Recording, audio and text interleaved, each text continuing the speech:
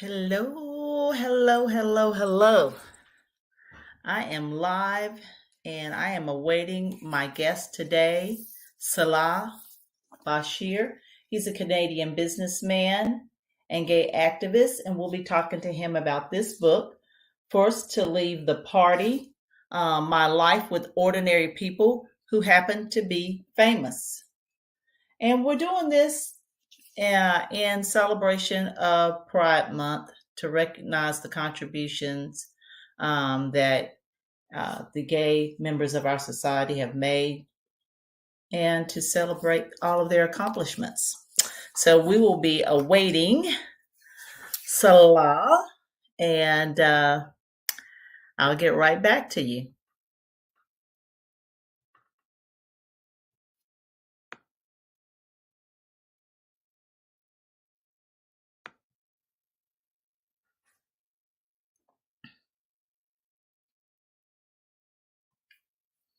Got 1 minute.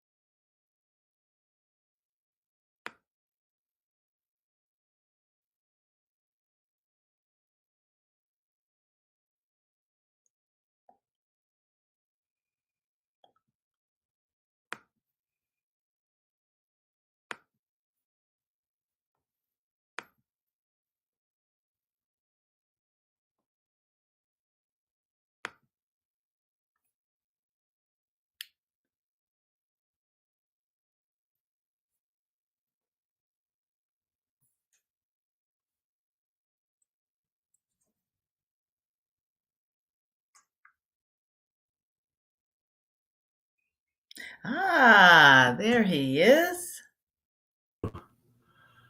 Hello, Salah. How are you doing?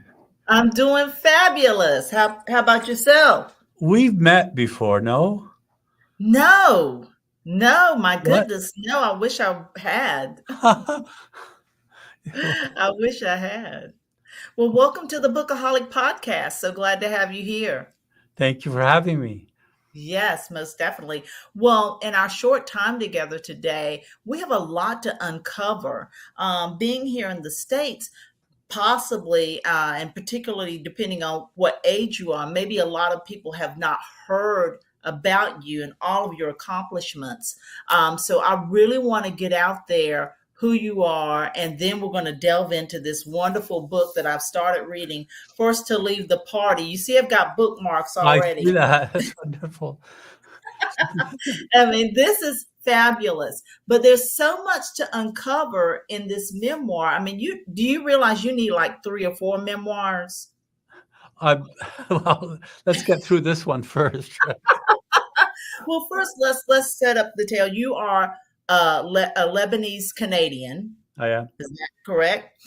And just tell us. I saw a wonderful passage in there, a clarifying passage in your book, how you tell refugees don't have a choice, but your family had a choice. They made a choice to leave Lebanon in 1965, I think. 1965. I was 10 years old. Yes. Yes, and to come to Canada. So tell us about that. You mentioned it in the book. Tell us a little bit about that family move because you moved from a deeply community space to a whole new land. Yeah, I mean, we lived in a village, even though Beirut's very progressive and big. And my dad had come 5 years earlier, and we'd go back every Christmas and summer. And my mom didn't want to come. She was raising 5 kids with my grandmother.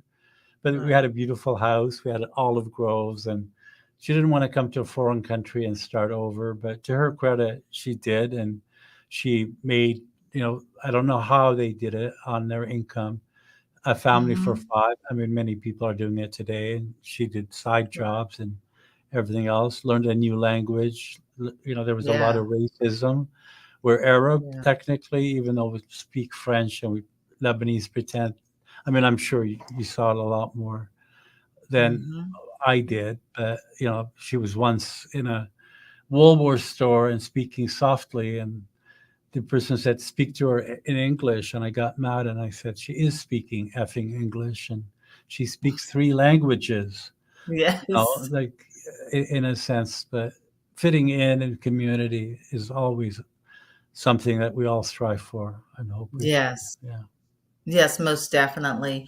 Now, now, obviously, you became acclimated to a whole new way of life because I read your background, your bio, I looked you up online, your Wikipedia entry. You've done a lot of big business things. And what I don't see clearly is how you transitioned from, young man, possibly, going to school. And then all of a sudden you have all these businesses, a magazine, all of these things. Tell us about your business life. And some of them aren't necessarily the most successful for a lot of people. And had occupied the student newspaper in university and for 9 months and learned journalism that way. Hmm. I was still doing my studies, and my brother wanted to start a video magazine, um, Okay. a newsletter, and we were on 1980, 81, the beginning of the video business. Yes. So I had that journalism background, so I took a newsletter and turned it into a magazine.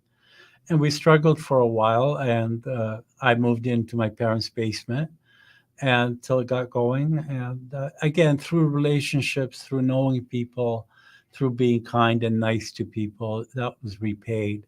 And people introduced me to other people. And I got to know Hmm. Norman Jewison, the director, early on. And I sat on the board of his film center. But Wow. even through a lot of the we did these tributes. We did a trade show, but I wanted to have a charity angle to it as well.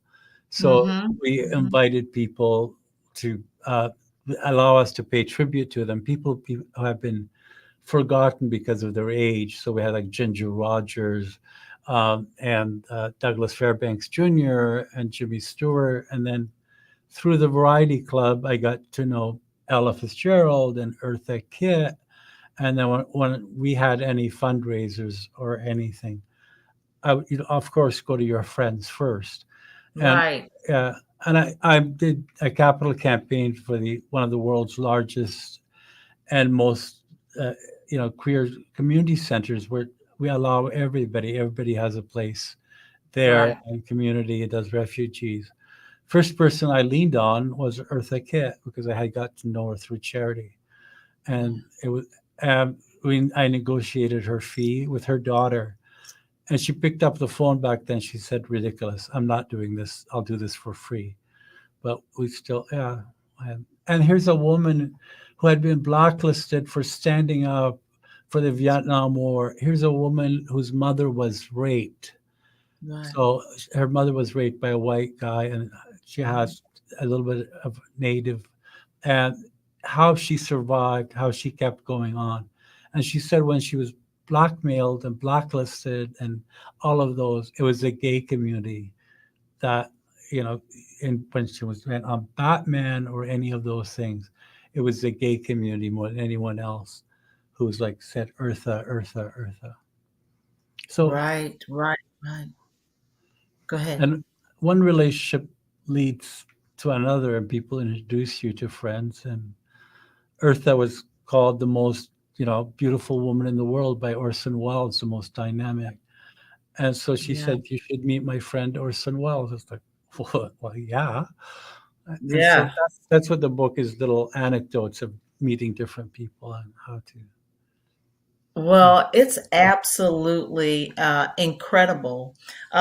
So, first of all, you're right. A lot of the people that you mentioned, and I'm just looking at the table of contents, I explained it's all people that I don't necessarily remember from childhood, but I remember from childhood, or I've watched their movies, or I've listened to their music, and it's just incredible. I mean, you met some of the most stellar, really actually celebrity superstars of our lifetime. I think, today they throw around the words superstar a little too flimsily, because the people that you've got in this book have really given a body of work, whether it was to TV, movies, or music. They are in the history books for real.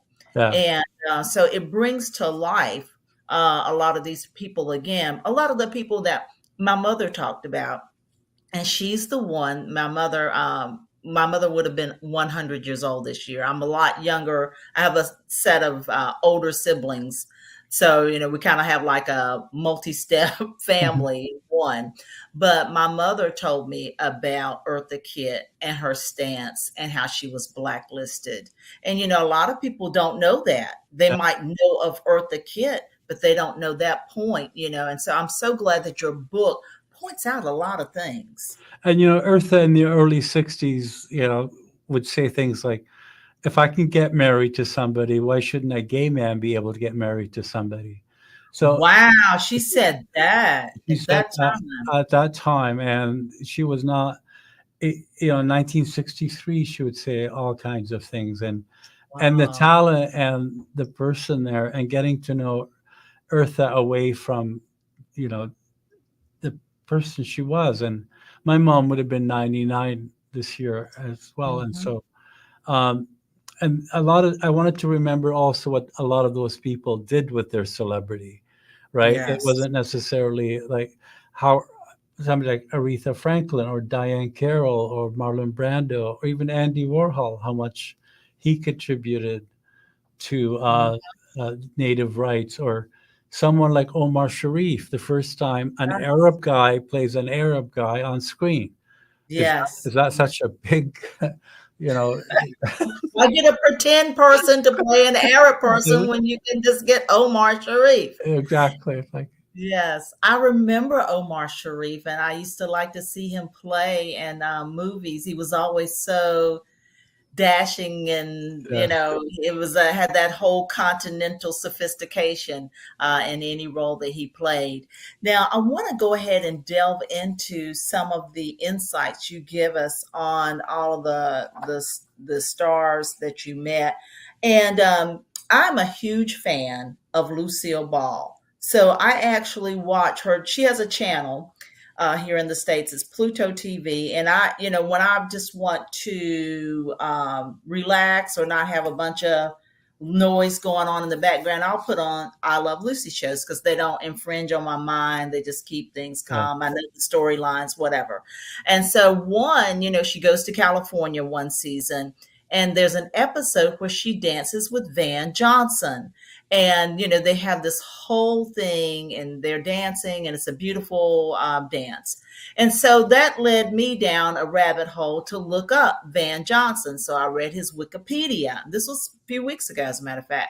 I read his Wikipedia, and I was shocked to find that the Wikipedia did not say it as you said it, but he had homosexual accusations. And at that time, like the 50s and the 60s, it was kind of like shocking, and Hollywood was busy between Van Johnson and Rock Hudson, let's say, covering up the fact that they were gay.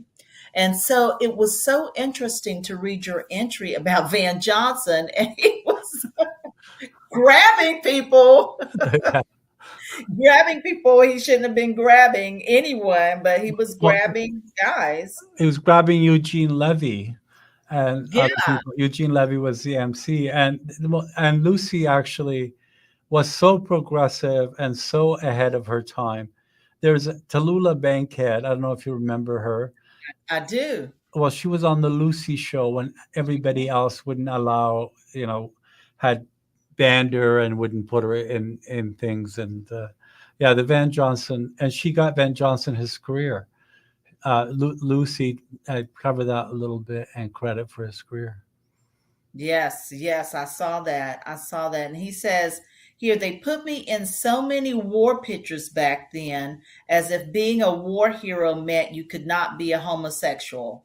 Yeah. Van Johnson. Wow. I just found it was, because they made it look like that he just kind of wasn't, but he was. And you said that he appeared in La Cage aux Folles on Broadway, playing a gay man comfortable in his own skin that, as he put it, I thought I could fly.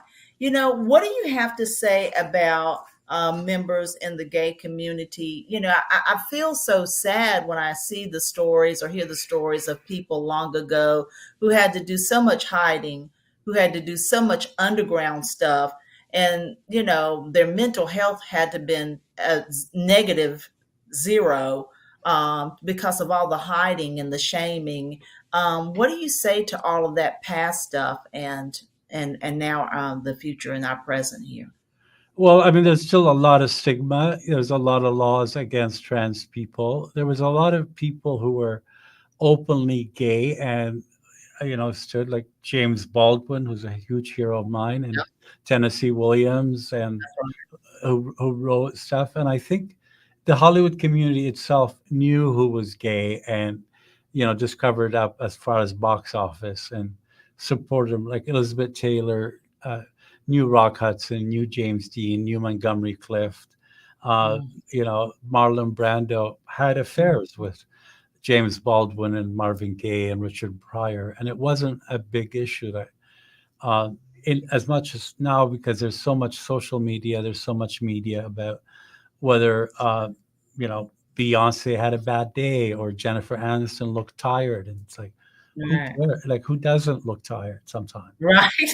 Who doesn't look tired? You're right. And so I didn't know that. So Marlon Brando had affairs with Richard Pryor, Marvin Gaye, and who else did you name? James Baldwin, Oh, wow. Oh, my goodness. So would you say that Marlon Brando was bisexual because he had wives?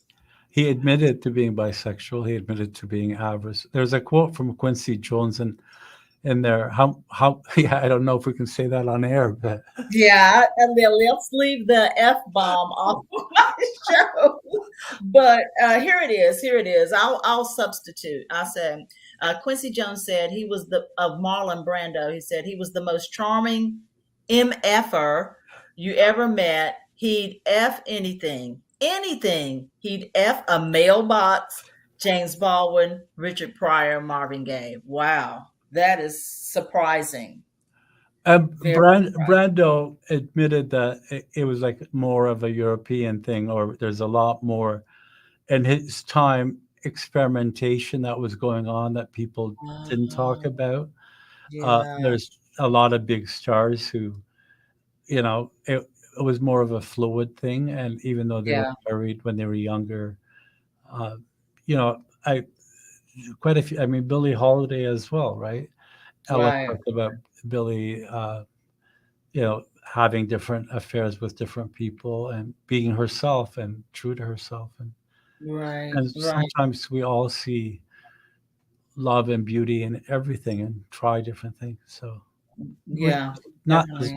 judgmental as like being everywhere and stuff. Exactly. Well, another person that I just love and adore and have watched every episode, Bewitched. And you had lunch with the beautiful Elizabeth Montgomery. Yeah. And I used to love her, and I thought she was really, really gorgeous. Tell us a little bit about your encounter with Elizabeth Montgomery. So I grew up watching. It was suggested I watch Bewitched to learn English. Bewitched, Batman, and Bonanza, and now Bewitched is the gayest show on television. Yes, it was. I Yes, it mean, was. Agnes Moorehead, who worked with Orson Welles and who was the first woman to co-host an Oscar ceremony, had Yeah. the most beautiful outfits, and Paul Lind was on it. The guy Yeah. who played Alice Ghostley was on it. There was like 7 or 8 gay characters on it, and they all knew they were, and the innuendo. And I chased Elizabeth Montgomery because I kept going that I needed to have lunch with her, and she finally accepted. And Wow. And what an amazing career and woman. Sad that she passed away so young. Yeah, she surely did. And I remember, I think maybe I was in high school when she passed away. And I took it really hard because, I really loved Bewitched. I was one of those people that was always waiting for a revival of Bewitched, Yeah, and with I the think same they did cast. have a movie. I think they did have a movie, but they messed it up, I Yeah, think. So yeah, yeah, so I was a really real fan of the Bewitched TV show and Elizabeth Montgomery. And I used yeah. to love Paul Lynde as a child. He would also be on game shows, and he just had a little wicked humor, and the way he would laugh, I just really, really identified and loved that whole show. Now, you brought some shocking things to me about Diane Carroll, and we all know Diane Carroll is, beautiful, iconic woman. Made a foray as the first Black actress with her own television show. She starred. She was the headliner, and she's looked up upon by many Black women. And so when you mentioned, and this is one story I didn't hear from my mother, she and Sidney Poitier had a 9-year affair. A torrid affair. A torrid affair. They even went out to something, what, like the Oscars, What and to, so their spouses were at home. when Sydney won the Oscar for In the Heat of, or is it Lilies of the Field, or which one of them? And she was his date, and it was well known. And yeah, and they expected. I mean, they reconciled in the end quite a bit, and what they had. But yeah, she was a very strong woman. What you see in the Diane Carroll show, when she was on TV for me and everything else. You see this beautiful, stunning woman who's a great singer and actor. Yeah, You also see a very strong woman who's had to fight for everything. And my one of my favorite Diane Carroll stories is that we had her perform for. She played Nora Desmond in Sunset Boulevard here in Toronto, yeah. and she was incredible in it. And um, then we had her perform at a gala for the 519, which is a gay and lesbian community center I'm involved in. And Okay, I saw that in many places. I was wondering what that was. it's one of the largest community centers in the world. It's been around for 50 years and everybody's welcome. And so, but Wow. Diane Carroll, as glamorous as she is, so we Mhm. sent to her suite hair and makeup, and I came with it. And she looked at me, she said, "Darling, how long have we known each other?" And I said, "A while." Why? She goes, "Hair, makeup," and she opened her closet and she had 12 wigs there. And she said, "Salah, which one should I wear?" Wow, And wow. so, with the makeup people, she said, "I'm just about to order room service. I just want a little touch up here and there and go away." So we sat and had lunch with her in the suite. But even going out in public, she wore a different wig so she could cover it up with a scarf, and she thought people wouldn't recognize her. But I mean, the elegance personified, Diane Carroll. Somebody knew she was somebody Yeah. coming into a room, I'm sure. And then that's where the relationship things all intertwine, where people introduce you to people. So Norman Jewison had done In the Heat of the Night. So I met Sidney Poitier through that. And so Diane Carroll was in Paris Blues with Paul Newman and Sidney Poitier. And then Marlon Brando had told her to go to New York and study, and they were good friends. So once you say, "I saw Diane," and it's like, "Oh, if you're going to LA, you should look up my friend here who's got a movie coming out." And so that's how things went. Those Yes. go Paris. our I'm relationships. I'm glad you brought that up, Paris Blues. I've got to write that down. That's one of those movies I keep catching like in the middle of it. I never have seen it from the beginning to the end. So I've got to see how I can access Paris Blues because what I've seen I really love. Yeah, So it's perfect. definitely. Well, tell me about another one of my favorite people. I didn't get to read this entry, but you and Mary Tyler Moore. That's another show I inhaled and loved her apartment. Well, Mary Tyler Moore and I are both diabetics, so we met. I had scheduled. I was invited to an event. I wasn't going to go, but I was told Mary Tyler Moore would be sitting at our table. So we became friends by both needing to go to the bathroom. What we said was shoot up, but we both Hmm. needed to take our insulin Right. regularly, Right. and so we had It's, a little pouch. And so I got, I held on to her to get her through the crowd to go to our separate bathrooms. And over mhm. time, I saw her at different things on Broadway, and we became friends. And she's an incredibly talented woman. She played like Dick Van Dyke's wife on the Dick Van Dyke Show, and I think she was like 18 or 19 or something. And Yeah. she sang on Broadway with my friend and in a show with Ben Vereen. She did Yeah. Mhm. Ordinary People, which she's incredible, incredible person. Yes, ordinary people. My youngest son, who is going to be studying film, Ordinary People, he saw that and he was deeply impacted by that movie. So, Great, yeah, great. and he watched it recently. So that goes to show how good that movie is. Now, tell us about. I remember what happened to Harvey Milk and some of his coworkers, but I was a teenager. So explain to the audience, because a lot of people don't, believe it or not, a lot of people don't know who Harvey Milk was. Tell us about Harvey Milk and how you encountered him. Well, I didn't actually encounter Harvey Milk. Just Okay. sorry, but the night he was shot, uh, I, I was in university. I was 19, no, I was. It was 1979, I believe. So, Okay. but that's when I decided to come out. That's when we had heard he was the first elected official gay official in the states in San Francisco, and he was shot and killed. And that night we had heard the news. I was in the campus center where I was, and I screamed as if people were starting to kill gay people like they do in Hmm. many countries.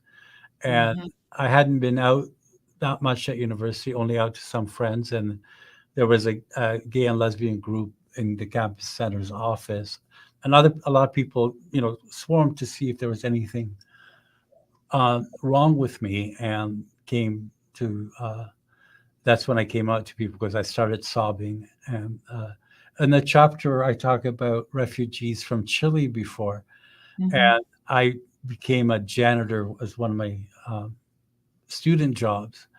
And Hmm. there was a Chilean refugee, and we were talking about gay rights and activism and everything. And he told me the story of Paul Robeson, which I had never heard, and how they are inspiring he was. So that's all in the Harvey Milk coming out, being Right. myself, standing up for people. Uh, Right. but Yes. I sometimes forget who's who in which chapter, though. You have to Well, so that's very interesting. So, obviously, Harvey Milk made a huge impact on you if you came out in 1979, which was definitely not some type of safe space year for a person to come out. Were you living in a safe space like San Francisco, No, I or was in Toronto. you We're in in Toronto? Toronto. I spent a lot of time in New York in the 80s, and Okay. yeah, I mean, there was an acceptance. I think with AIDS became a bigger stigma for everybody. Everybody then didn't want to Yes. trust gay people. Not Right. everybody. There was a lot of supporters, and Right. you know, uh, one of the things I just did at another talk recently, it was mostly the woman nurses, the lesbians during the AIDS crisis that came to people's rescue. That came, Mm, you'd have a calendar set up, and a joke among the group is that the woman would organize the calendar right down to who's bringing food, how many people are coming, who's making what. And we we were kind of powerless in a way to know what's going on, what's happening. And we'd use friends to ask questions and right. do a lot of those things. Wow. The AIDS, I try to tell my young sons they're in their 20s, about a lot of things that may have happened that they may read about now, but I try to give them a first person view of what I remember of what happened during that time. And I have discussed with them about the AIDS epidemic and how it took so many people just away, talented people, huge people that were contributing to society. They just got almost eradicated. I thought they would never get AIDS solved there for a minute. And I guess due to the efforts between Elizabeth Taylor and I Elton think John. Elton John, between those two, to be the face of, hey, we've got to raise this money, and they wouldn't let it go.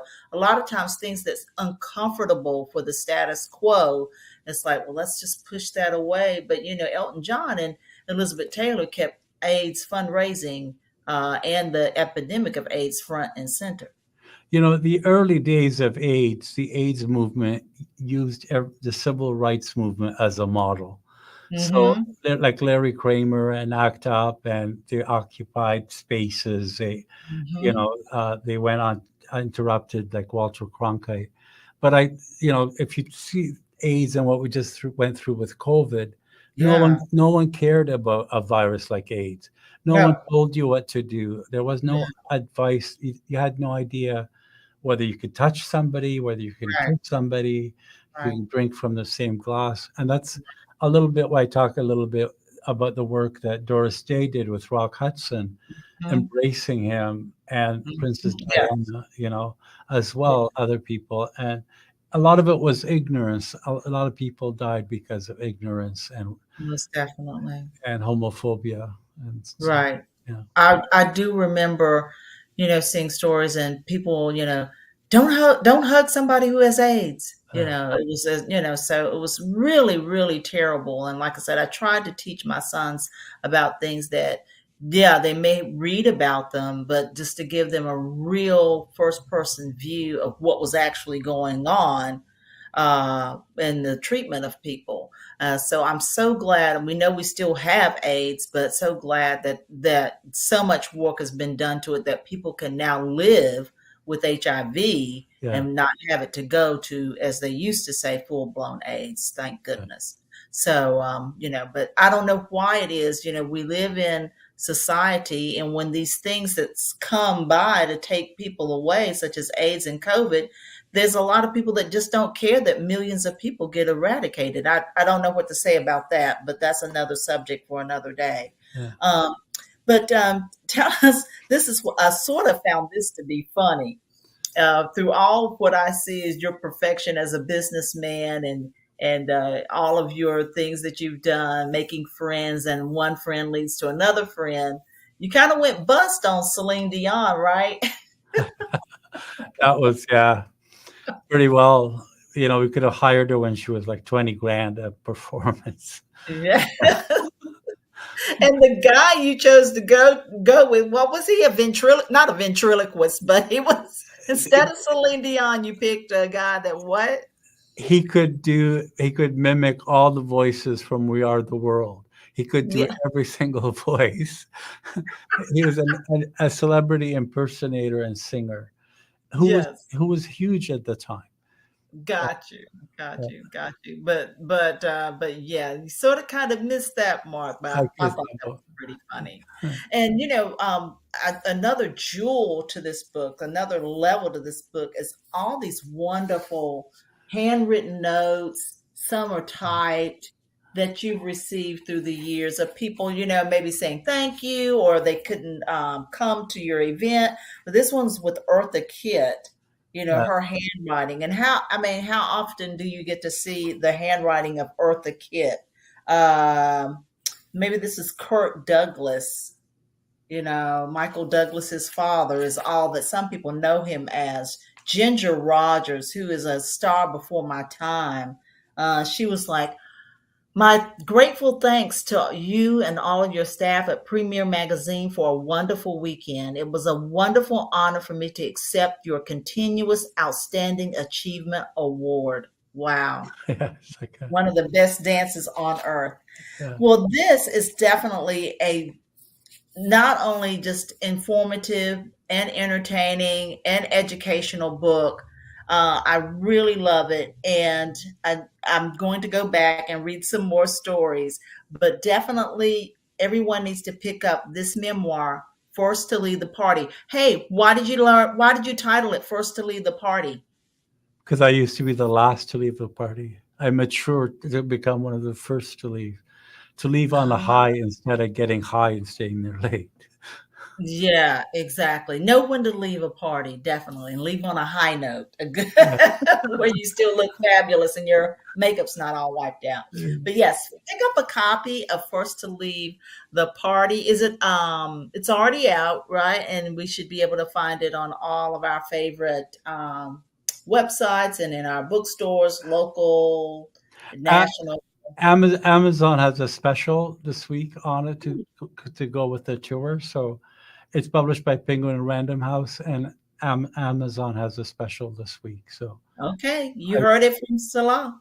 all You right. got a special. Head over to Amazon right now. Forced to Leave the Party by Salah Bachir. Salah, thank you so much for joining the Bookaholic podcast today. I really appreciate you.